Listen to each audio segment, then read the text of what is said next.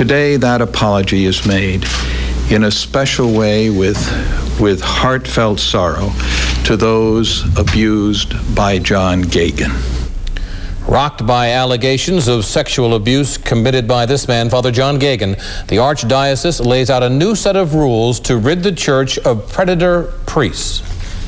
Good evening, I'm Joe Shortsleeve. And I'm Lisa Hughes. Tonight, Boston's Bernard Cardinal Law breaks his silence and apologizes in the case of a former priest accused of molesting children.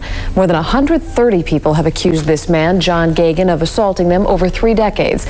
And dozens have charged that Cardinal Law and the Catholic Church protected Geoghan. WBZ's Eileen Curran begins our Team 4 coverage live at the Cardinal's residence. Eileen? Lisa, the Cardinal didn't admit to intentionally protecting Geoghan years ago, but he did apologize for the damage done, and he also announced a new policy to make sure this wouldn't happen again. Judgments were made regarding the assignment of John Geoghan, which, in retrospect, were tragically incorrect. Cardinal Law admitting in hindsight the church made a mistake allowing John Geoghan to continue as a Catholic priest after he allegedly abused young boys. Geoghan served in the Boston Archdiocese for 30 years. A recent Globe Spotlight report uncovered documents supporting the allegations, like this letter from a Dorchester woman claiming Geoghan abused 7 boys in her family. She says, quote, "My heart is broken over this whole mess." Despite such evidence, Law assigned Geoghan to St. Julia's Church in Weston in 1984, where he worked closely with altar boys and the youth group, a move Law now says he regrets but defends. John Geoghan was never assigned by me to a parish without psychiatric or medical assessments indicating that such assignments were appropriate. 8 years later, Law removed Geoghan from St. Julia's and the church unfrocked him. Along with apologizing to Geoghan's victims, Law also announced a new archdiocesan policy. All priests are now mandated reporters and must report abuse allegations against other priests. Also, a special panel, including lay people, will investigate any allegations. I wish that we had had such a policy 50 years ago. Now, Law's policy stands in stark contrast to one released by the Vatican earlier this week. The Pope is calling for all allegations of priest misconduct to be investigated only by priests, and also for the proceedings to be kept secret. Now, by the way, the Archdiocese in the midst of a $300 million capital campaign fund drive, and I asked the Cardinal if any of that money was earmarked to pay off victims. He said emphatically, no. Live in Brighton, Eileen Curran, WBZ4 News. Joe, back to you.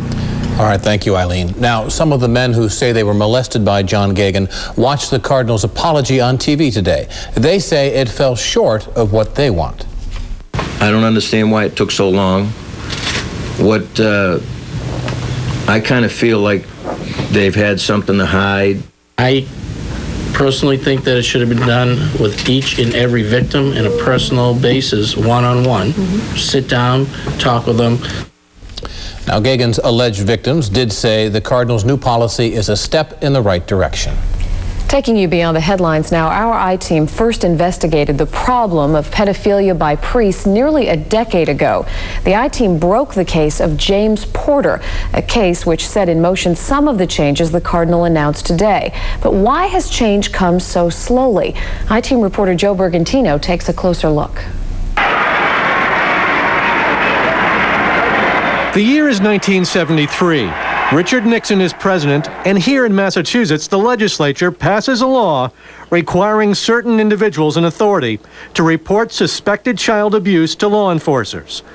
Today, almost 30 years later, Cardinal Bernard Law finally decided to require his priest and church workers to abide by that law.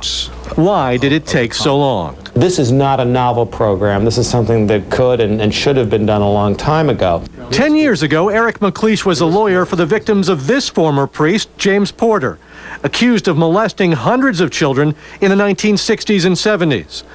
The Porter case forced the Archdiocese to reassess how it handled cases of sexual abuse.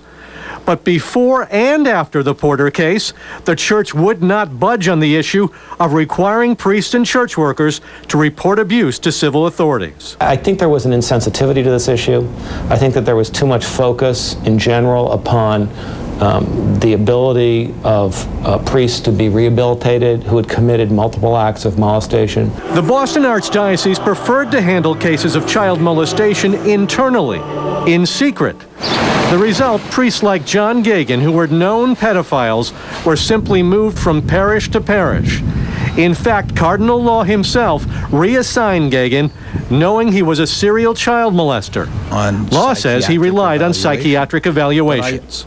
I had confidence and would have no reason not to have had confidence in those whose judgment I sought. To a large extent, that lack of knowledge is somewhat difficult to justify because by the 1980s, we knew that people who had committed these types of predatory acts, that the mainstream mental health professionals would tell anyone that the likelihood that they would do it again was extraordinarily high. Where was the Cardinal's common sense, Geoghan's victims want to know? Where was his moral compass? Trying to understand their thought process just infuriates me. This is the church. We're talking about the church, not a business. Bottom line, it has taken Cardinal Law and the Catholic Church a very long time to acknowledge what the rest of society has known for years.